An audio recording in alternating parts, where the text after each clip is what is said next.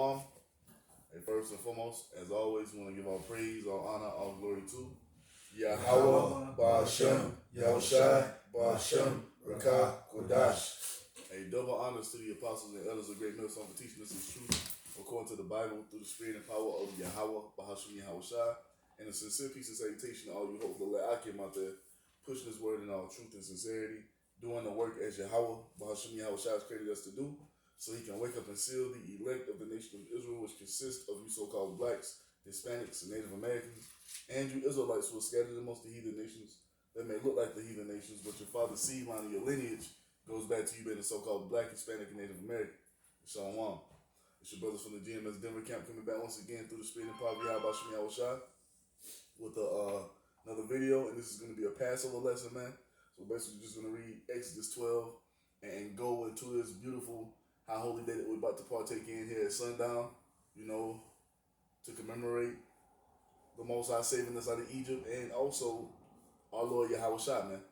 So let's get right into it. Who got it? I got it. Exodus 12, verse 1. And Yahweh spake unto Moses, and Aaron in the land of Egypt, saying, This month shall be unto you the beginning of months. It shall be the first month of the year to you. So this is the true New Year right here, man. Tonight marks the first day of the New Year with the Passover, man. The New Year doesn't come in the dead of winter. It comes in the springtime when life starts to flourish again, man. Mm-hmm. You see? Mm-hmm. And this is and when we're back when we go into the kingdom, everything is gonna move according to the righteous way, man. It ain't gonna be according to how Esau has the calendar set up, but we're gonna go back to the way the Most High intended it to be. I got a quick precept. Yeah. Just like the brother was saying, this is the true New Year, but Esau Edom, he during the time of the Greco-Roman Empire is when they started using that Julian calendar, and it's just Daniel 7:25 speaks on how he would do that, change the times. This is Daniel 7:25. He shall speak great words against the Most High, and shall wear out the saints of the Most High, and think to change times and laws, and they shall be given into his hand until a time and times and the dividing of time. He breaks, everything the so-called white man does, the Edomite, is contrary to Yahweh Bashem Yahushai. Like the brother said, this is the true New Year, not no January 1st in the dead of winter. But it said that he would do that in Daniel 7:25. He changes the times and the laws, Right. Which in Exodus 12, verse 2, mm-hmm. The word there for month is Hadash, and that word means the new moon. So it's all by the moon that we're able to understand the calendar. It says in verse 3, Speak ye unto all the congregation of Israel, saying, In the 10th day of this month they shall take to them every man a lamb, according to the house of their fathers, a lamb for an house. And if the household be, and I just wanted to say, this is why Yahushua was scourging the men in the temple at that time, because they were not following this law. They were actually buying animals on the side of the temple to sacrifice instead of being their own. It says in verse 4, And if the household be too little for the lamb, let him and his neighbor next unto his house take it according to the number of the souls. Every man according to his eating shall make your count for the lamb. Your lamb shall be without blemish, a male of the first year. Ye shall take it out from the sheep or from the goats. And this is why Yahushua came and he was blameless when he walked the earth, man. Because he represented the Passover lamb. You see? Unblemished. He was perfect. And that's what he had to be for us to bring us into what we have now, man. You see? Mm-hmm. So he represented the Passover lamb for us. You got it? It says, verse 6, And ye shall keep it up until the 14th day of the same month, and the whole assembly of the congregation of Israel shall kill it in the evening. So right now we can't really uphold this part of it. This is why we just rehearse the righteous acts. But in the kingdom of heavens, we'll be able to do it in perfection. You see? Because we can't follow this. We can't just go ahead and just get a lamb of 1 year and have it be unblemished and put the blood of our door. We can't do all that, man.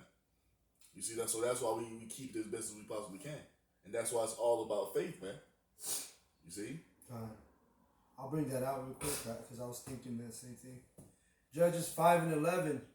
They that are delivered from the noise of archers in the places of drawing water, there shall they rehearse the righteous acts of Yahweh, even the righteous acts toward the inhabitants of his villages in Israel. Then shall the people of Yahweh go down to the gates. So that's what we're doing now, man. We're rehearsing the righteous acts. Because we can't keep this in perfection, because first and foremost we're in the flesh, and then we're here in captivity, man. You see? You got it. All right. Exodus 12, verse 7. And they shall take of the blood and strike it on the 2 side posts and on the upper doorposts of the houses, wherein they shall eat it. And if you go to the museum, even they show you that Israel lived separate than the Ramses, because that's who was ruling at that time, was the Ramses, and the Israelites lived in Gushan, which was a whole separate city. You know, it says now the blood. Now this blood represents the blood having on our doorposts is the blood of Yahweh Shah. You see, and that goes to having faith in Yahweh Shah. That causes you to be covered in His blood. You see. It says, and they shall eat the flesh in that night, roast with fire and unleavened bread, and with bitter herbs they shall eat it. Eat not of it raw, nor sodden at all with water, but roast with fire, his head and his legs, and with the pudence, which are the gizzards thereof. So all the innards, the organs, everything. Inside. And ye shall let nothing of it remain until the morning, and that which remaineth of it until the morning ye shall burn with fire. And thus ye shall eat of it, and thus shall ye eat it, with your loins girded, your shoes on your feet, and your staff in your hand. And ye shall eat it in haste. It is Yahweh's Passover. And the reason we was going to eat it in haste because what? We were about to flee from Egypt, man. So we had to be prepared to go. As soon as we partook in this, we had to get going, man. You see? Right. This wasn't some type of, especially this first Passover, it wasn't some type of spectacular type of, festive celebration, man. It was solemn because we're about to take the next step into what? Going into our land, man. You see? And also you gotta remember the Lord killed the firstborn in Egypt. Mm-hmm. So they were gonna be pretty angry at that time too. So we had to get going, man. Yeah. It says you gotta eat all that lamb too. You can't leave no leftovers. Yeah, in fact, the lamb was an insult too. It represents Yahweh Shai. But when they went into Egypt, Joseph told his father Jacob, correct, that it was abomination for shepherds, for the Egyptians, because they worshipped the lamb. That was in, let me grab that real quick. Shepherds are an abomination, KJV. Yeah, because they looked at the shepherd as being lowly. Right. That's what it meant, because that's why the Pharaoh didn't partake with the Israelites, man. You see, because they looked at us as being lowly. I got it right here. It's Genesis 46, verse 34.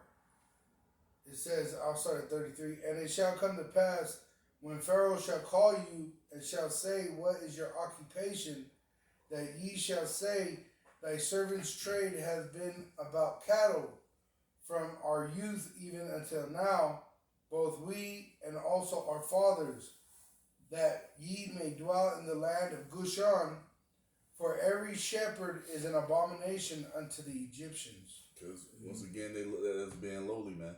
You know, that's what it was all about. Because the Egyptians felt like they were higher than us because we tended to cattle. You see? Mm-hmm. Because they had false gods, back then. And when you understand the plagues were casting those gods down. Even the fly, when you go into Egypt, they used to award the greatest warrior with a golden fly. Like an idol that was a fly. And if you know the plagues, one of the plagues that were on Egypt was the flies was on the Egyptians. So if you're worshiping this idol, why is your God turning his back on you, It says in verse 12, For I will pass through the land of Egypt this night, and will smite all the firstborn in the land of Egypt, both man and beast, and against all the gods of Egypt. I will execute judgment. I am Yahweh. And the blood shall be to you for a token upon the houses where ye are. And when I see the blood, I will pass over you, and the plague shall not be upon you to destroy you. And I will smite the land of Egypt, and this day shall be unto you for a memorial. And that also like you. Mm-hmm. So in that verse 13, that's what we're partaking in right now, man. Having that blood of Yahushua covering us, because the Most High is about to smite Egypt with plagues again, man. He's about to bring great judgment into this place, and we're hoping that through our faith in Yahushua we can be covered, because just like he did in ancient Egypt, man, the Most High is about to unleash the death angels here in this land. You see? And everyone who's not covered in the blood of Yahushua, you're going to be taken. You see? You're going to get taken, man. You're going to get judged. Just like in ancient Egypt. Yep. You had the Egyptians, they weren't doing this, they weren't keeping the Passover, they weren't putting blood on the posts. Because at the end of the day, the Most High is not dealing. The Most High is not dealing with the heathen nations. Some of the 2/3 weren't putting. Because they're not going to partake in this. The blood of Yahushua doesn't cover them. Right, that's what I'm saying. The blood of Yahushua doesn't even cover the 2/3 right now. It only covers the remnant of the nation of Israel. Because they were Egyptians and spirit. And then you had some Egyptians that went. It says, verse 13. Hold on, bro. What you got? I had the book of 1 Peter, chapter 1, and starting verse 18. It says, For as much as ye know that ye were not redeemed with corruptible things as silver and gold from your vain conversation received by tradition from your fathers, but the precious blood of Hamashiach as of a lamb without blemish and without spot. There it is. See, because he was our Passover lamb, man. He's what covered us. He's what's going to his blood is what's going to turn the wrath of the Most High away from us, and it's going to come upon everybody who's not covered in that blood. You see, just like when the death angel came down in Egypt, everyone who didn't have that blood on their doorpost, man, you got to take it. That was it? That was it. What? Somebody else on? All right, Exodus 12, verse 14. And this day shall be unto you for a memorial, and ye shall keep it a feast to Yahweh throughout your generations. Ye shall keep it a feast by an ordinance forever. So we're going to have this Passover forevermore, man. Every year. At the beginning of the year, man. This is our first High Holy Day. Our first feast. Tomorrow, what? The new year. You see? And it's going to be like that forever. And then when we get into the kingdom, that's when we're going to have the party Passovers. See, right now, we're not in that spirit of mirth when it comes to this High Holy Day right now. It's the spirit, it's a solemn assembly. Because at the end of the day, we're still in the time where we're going to be persecuted. And Yahushua was persecuted right after the Passover, man. You see, so that's the time we're living in. That's the spirit we're coming in. You see? It's a very somber, solemn assembly, man. Because we know and understand what it represents for right now. But when we're in the kingdom, that's when it's going to go into being that party Passover. You see, we're not supposed to be having the Passover, talking about the damn Passover fashion show, auctioning men off to talking about for fucking wives or whatever you other camps are doing. You see, supposed to be a very strippers and shit. You're supposed to be in a very, very serious mindset, man.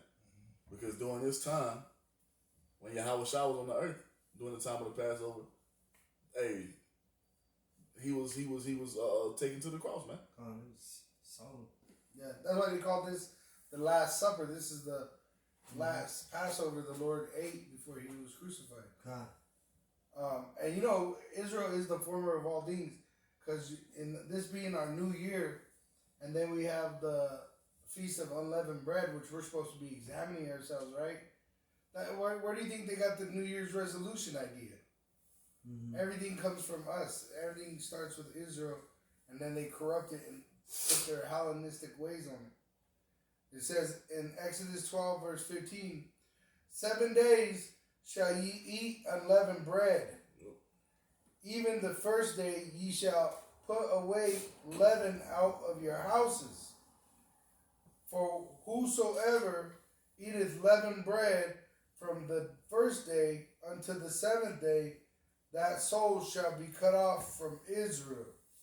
See, and that Shows you how solemn it is. And that's from a spiritual aspect, man. That goes into making sure you're preaching the right doctrine, making sure you don't have any leaven in your doctrine. And a lot of these other camps, they do, because they still haven't gotten the mark of the beast right. They still haven't. Now you got guys preaching hell, about to go into the Passover, and you preaching the doctrine of hell, man. You see, a place that doesn't exist, a place that the Most High never created. You see, and that's the leadership preaching that shit over there. So when it goes into that leavening, it's spiritual. The spiritual aspect of it is talking about making sure you have no leaven in your doctrine, because like it tells you in the scriptures, a little leaven leaveneth the whole lump, man. You see. You gotta have 100% truth. Yep. 99% is not good enough, like our elders always say. Because leaven is known for what? Puffing up, causing bread to rise. And that made me think of pride, right? Because pride puffeth up.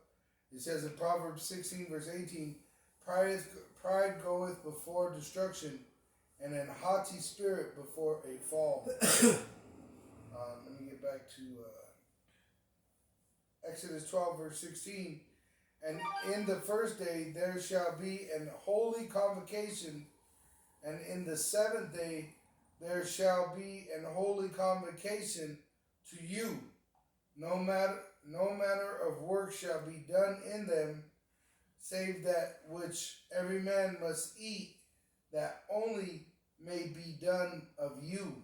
You see? And this is why we can't keep it in perfection, man, because we'll leave us working during this week. But every one of us has to go what? To a job tomorrow, man. You see, so that's why we do what? We rehearse the righteous acts. That's why it's all about faith, man. There is no way possible for us to be saved by the law, man. Just reading it right there, that cuts us right there. If you talking about being saved by the law, 7 days you're supposed to be out. You're not supposed to be working. Can any of us do that? No. You see. So once again, this is why we preach faith, man. Somebody hold? No. Verse 17. And ye shall observe the feast of unleavened bread, for in this self same day have I brought your armies out of the land of Egypt. Therefore shall ye observe this day in your generations by an ordinance forever. Yep. So it's a commandment to keep this day. Yep. That's what that word ordinance means. Mm-hmm. In verse 18, in the first month, on the 14th day of the month at even, ye shall eat unleavened bread until the 112th day. 20th day of the month at even, which is a week.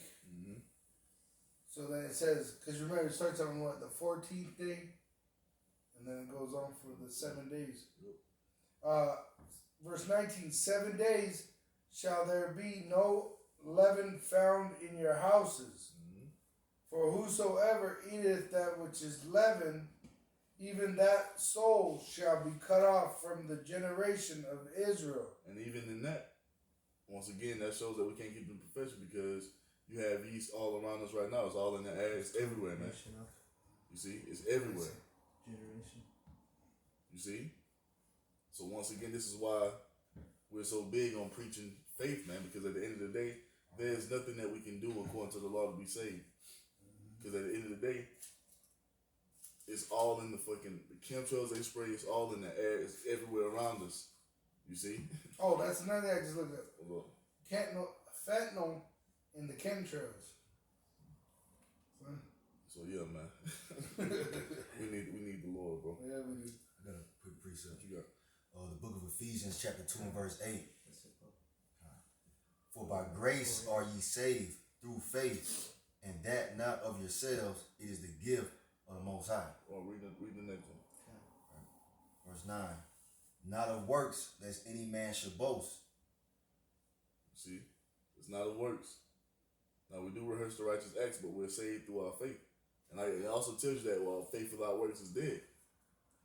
You see? But we're not going to be saved according to we keeping all the laws of perfection.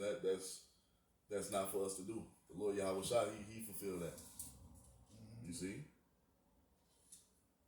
Who else on? Y'all good? You got to go. 19. 7 days shall there be no leaven found in your houses, for whosoever eateth that which is leavened, even that soul shall be cut off from the congregation of Israel, whether he be a stranger or born in the land. When it says stranger, it's talking about the Israelite foreigner. It's not talking about the actual heathen. You got it? Ye shall eat nothing leavened. In all your habitations shall ye eat unleavened bread. Then Moses called for all the elders of Israel and said unto them, draw out and take you a lamb according to your families, and kill the Passover. And ye shall take a branch of hyssop, a bunch of hyssop, and dip it in the blood that is in the basin, and strike the lintel and the two side posts with the blood that is in the basin. And none of you shall go out at the door of his house until the morning. And that hyssop tree is I know there's something special, but hyssop. It cleans. Yeah, it's a cleaning agent. That's right. Let me just shoot real quick. So. Hyssop plant. Yeah, it's a scrubber. It's a cleaning agent. Naturally. It says, for Yahweh will pass through to smite the Egyptians, and when he seeth the blood upon the lintel and on the two side posts, Yahweh will pass over the door and will not suffer the destroyer to come in unto your houses to smite you. See, this is what we're hoping happens for us, man. You see? We're hoping that through our faith in Yahweh Shai, when the death angels are unleashed in the planet Earth to do the will of the Most High, we'll be passed over, man. You see, we'll be protected and shielded. You see, while everybody else is going to get judged in horrible ways, man. You got it? And you know what made me think? Because it cleans your digestive system. And you know we're supposed to eat the whole roll? You know what I mean? How you digest it. Sweeten the mouth. Yeah. It says in verse 24, and ye shall observe this thing, because you know we're actually standing as that door today. It says we're covered in the blood of the Lamb, and we're at the gate where they got to come to meet Yahweh Hashem Yahushua is at the gates. You know, and Yahushua is that door you have to go through. It says, and ye shall observe this thing for an ordinance to thee and to thy sons forever. And it shall come to pass when ye be come to the land which Yahweh will give you, according as he hath promised, that ye shall keep this service. So that's we gonna keep this forever, man, and every year is gonna get bigger and better. You see, and Lord willing, this is the last one we have to have here in Babylon, man. Lord willing, the next one is in kingdom. Yep. And it shall come to pass when your children, or your sons, I should say, your sons shall say unto you, what mean ye by this service? That ye shall say, it is the sacrifice of Yahweh's Passover, who passed over the house of the sons of Israel in Egypt. And when he smote the Egyptians and delivered our houses, and the people bowed the head and worshiped. And you got to remember, even the Egyptians declared this is the work of God, because the miracles that were taking place, the plagues that were happening. Shadya, that's when all those heathen nations knew what was up, knew who the true power was. Right, because they deceived the people with the cartoons of Passover, but they had witches. The Chaldeans were witches, and they were, for a little bit able to do, the left hand miracles, but then the right hand overcame. It says, and the sons of Israel went away and did as Yahweh had commanded Moses and Aaron, so did they. And it came to pass that at midnight Yahweh smote all the firstborn in the land of Egypt, from the firstborn of Pharaoh that sat on his throne unto the firstborn of the captives that was in the dungeon, and all the firstborn of cattle. So they were just dropping dead everywhere. It says, and Pharaoh rose up in the night, he and all his servants and all the Egyptians, and there was a great cry in Egypt, for there was not a house where there was not one dead. Hey, and that same thing is about to happen. It's about to happen again, man. Let me grab that real quick. This is 2nd Ezra 15. Let me see where we at.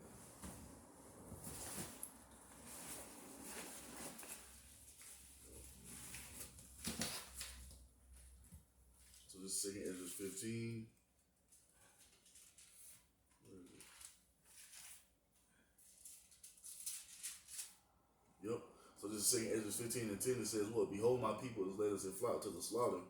I will not suffer them now to dwell in the land of Egypt, which is talking about America. Verse 11 says what? But I will bring them with a mighty hand and a stretched out arm, and smite Egypt with plagues as before, and will destroy all the land thereof. And that's exactly what Yahweh Bashem Yahweh Shah is about to do in this land, man. And we're hoping to be a part of that number, to be saved from this great wrath of the Lord that's about to come, man. That was that first deliverance in ancient Egypt, and we're about to witness the second deliverance, We're just going to smite these Egyptians too, except it's going to take more than the firstborn this time around. I got to set Numbers 3:13, because all the firstborn are mine, for on the day that I smote all the firstborn in the land of Egypt, I hallowed unto me all the firstborn in Israel, both man and beast. Mine shall they be. I am Yahweh. And when in the New Testament, it calls the hopeful elect the first fruits. So we are those firstborn. We're hoping to be those first fruits, the elect, which are the firstborn. Even though, some brothers might not be the firstborn of their household, it's actually talking about the firstborn of all creation, the elect. Which, let me grab that real quick just for edification. Revelation 14 and it says verse 4, so 144. It says, these are they which were not defiled with women, for they are virgins. These are they which follow the Lamb whithersoever he goeth.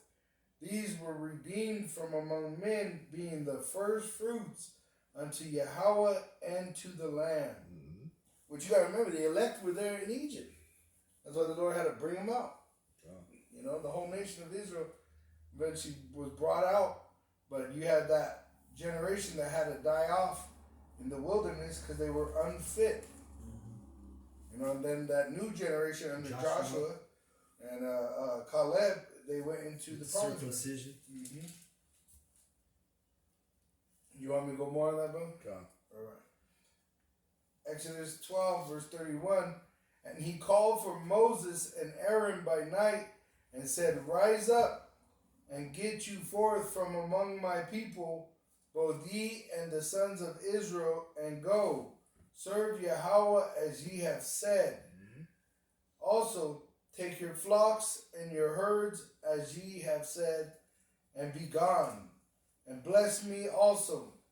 And the Egyptians were urgent upon the people that they might send out of the land in haste, for they said, We be all dead men. And the people took their dough before it was leavened, their kneading troughs, being bound up in their clothes upon their shoulders. So they had to take it with them. They was getting up out of there, man. Yeah. You see? And that's the spirit we got to be in. We got to be in the spirit to be ready to flee. You see? At a moment's notice, if it come down to it, we got to be in. We can't be in the spirit of continuing in Babylon, man. Mm-hmm. Like the scriptures tell us, we're supposed to be as prisoners on the earth. You see? That's what that represents as well. The Most High is coming to deliver us from captivity, and we gotta want to go, man. God, just like with Lot when he was leaving Sodom and Gomorrah, he didn't have time to. He was dragging his feet. He had to leave things behind, man, including his wife. He was dragging his feet because he didn't want to leave, but we can't be in that spirit, man. Mm-hmm. We got to be in the spirit to make haste to get the fuck up out of Babylon, man. You see? Right. And we're doing that spiritually. You got it? It says, you have something? No? Go ahead. It says, verse 35, and the sons of Israel did according to the word of Moses, and they borrowed of the Egyptians jewels of silver and jewels of gold and remnant. Mm-hmm. And Yahweh gave the people favor in the sight of the Egyptians, so that they lent unto them such things as they required. Yep. And they spoiled the Egyptians. Yep. Which, when you understand how big that calf was they built out of the gold they took from the Egyptians, that thing was like a house, the size of a house. That's how much gold they took from these Egyptians. And the Most High told Abraham that would happen, man, that it was going to be in Egypt for 400 years, and we're going to come out with great substance, and it's taking place right here. Yeah. The Most High is fulfilling His word. Mm-hmm. You get it? And the sons of Israel journeyed from Ramses to Succoth, about 600,000 on foot that were men, besides sons or children, because you had the women and the children that were not counted. So that's probably over 1 million Israelites, man. Oh yeah. Way over 1 million Israelites, the Most High saved out of Egypt. And how many entered in Egypt? I got it right here. 70. Exodus 1, yeah. 70. It says, Exodus 12, verse complete number 38. It says, and a mixed multitude went up also with them, and flocks and herds, even very much cattle.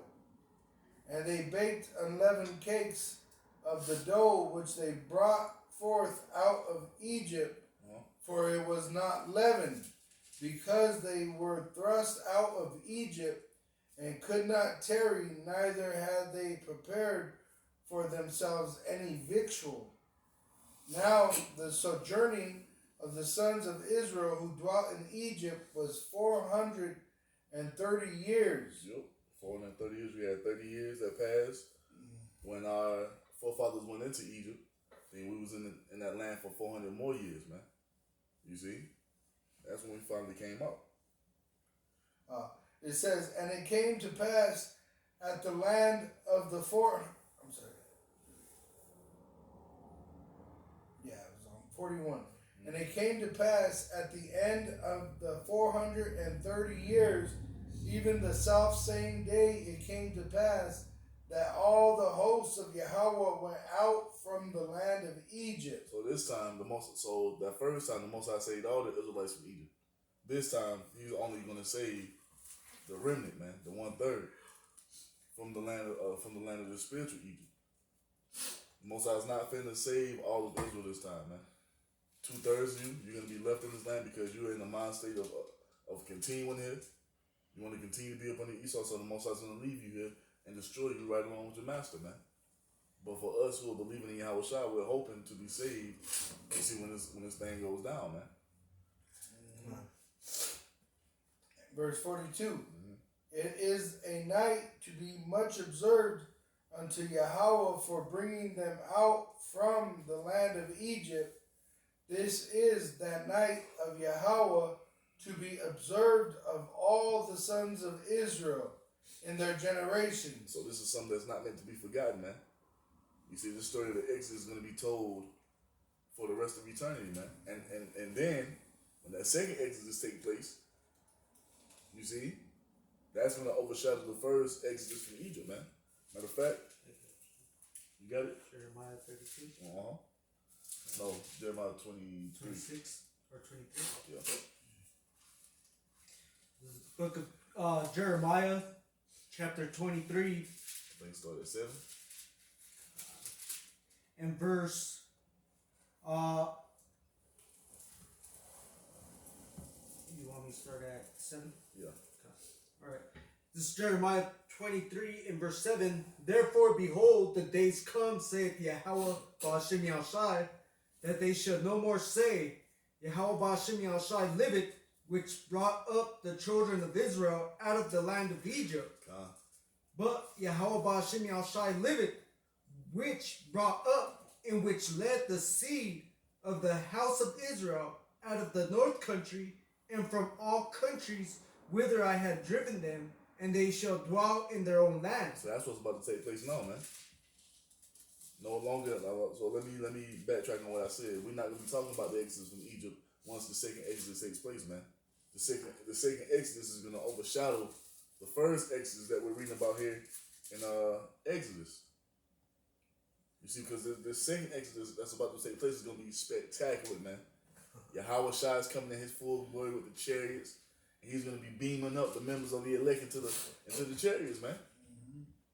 And all the world is going to see it, man. And that's why it will be talked about forevermore, man. It's going to be on a higher level than what the Most High did with that first Exodus.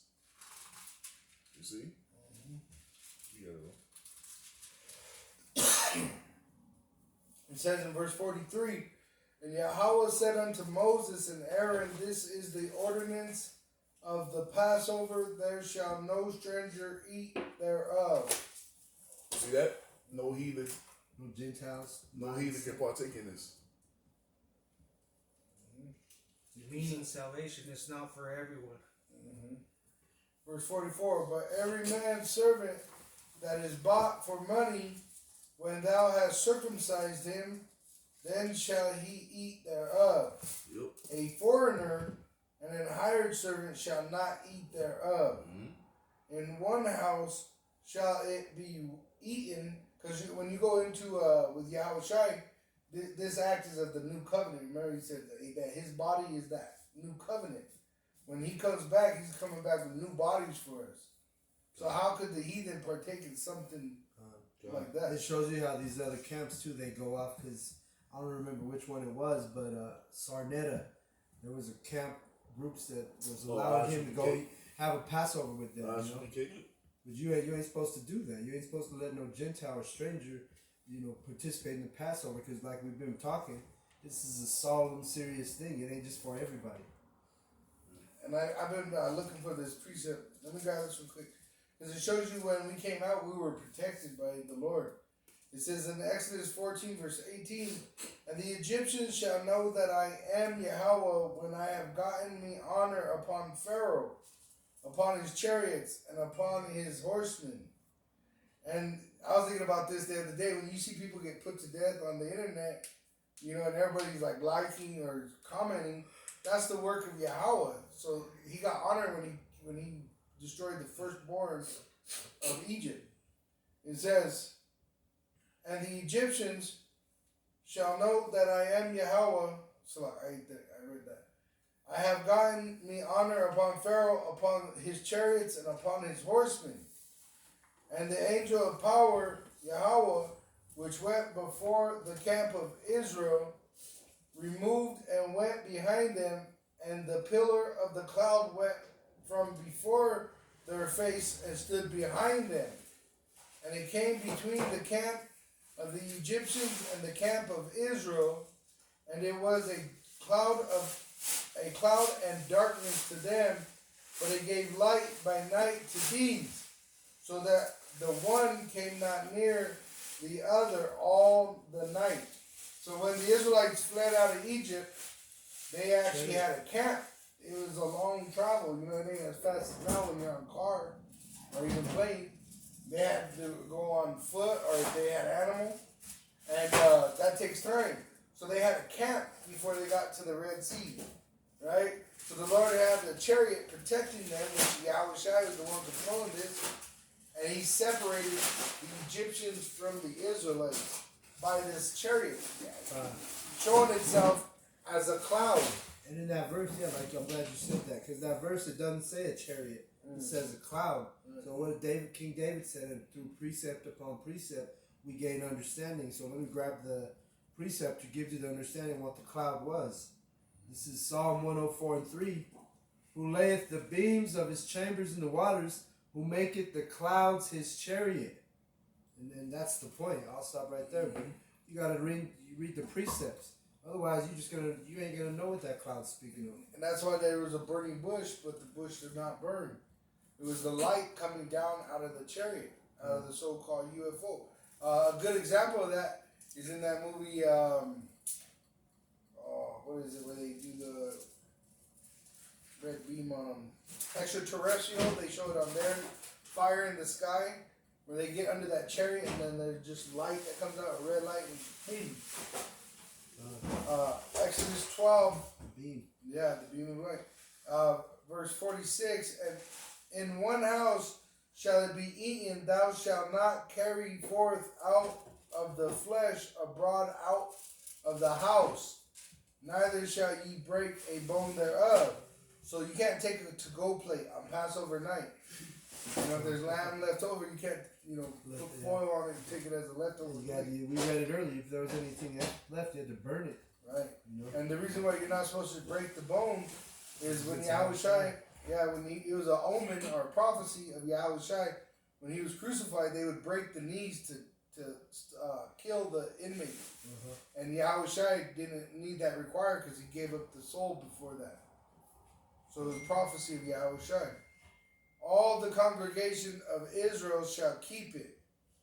And when a stranger shall sojourn with thee, and will keep the Passover to Yahweh, let all his males be circumcised, and let him come near and keep it, and he shall be as one that is born in the land, for no uncircumcised person shall eat thereof. Right? Can I go to Ezra right away? Just popped into my head. This is Ezra chapter 4 verse 1. Now when the adversaries of Judah and Benjamin heard that the children of the captivity builded the temple unto Yahweh power of Israel, then they came to Zerubbabel and to the chief of the fathers and said unto them, let us build with you, for we seek your power, as ye do, and we do sacrifice unto him since the days of Ezra Hadon, king of Assur, which brought us up hither. But Zerubbabel and Jeshua and the rest of the chief of the fathers of Israel said unto them, You have nothing to do with us to build a house unto our power, but we ourselves together will build unto Yahweh Ba'ashem Yahushai power of Israel, as King Cyrus and king of Persia had commanded us. Just to show, like as the brother was reading, this is only for an election, man. This is only for the remnant right now, man. Ain't nobody else is coming into this, man. No heathen. You have to be circumcised of the heart, man. Right. You have to repent, man. In fact, I took a photo of this here. you had to put Jesus in there in Google, but I put, did Yahushua keep Passover? Yahushua observed Passover and the Feast of Unleavened Bread as an adult. He also did it as a young man. Not only did he observe the holy day, he took it very seriously and looked forward to celebrating it with his disciples. He did it every year. Oh, Because at the end of the day, he was perfect according to the law. God, So he kept it. What? I was just gonna say, when he was 12, when he was in the temple speaking with the doctors, that was the Passover. They were journeying to Jerusalem to go keep the Passover. He was. And that shows you he was actually he turned 12 at that time, which shows you his actual birth date was around this time, right now. Passover.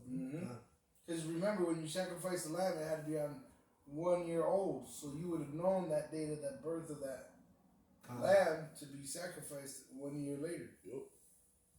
All right, so It wasn't no December 25th. Right.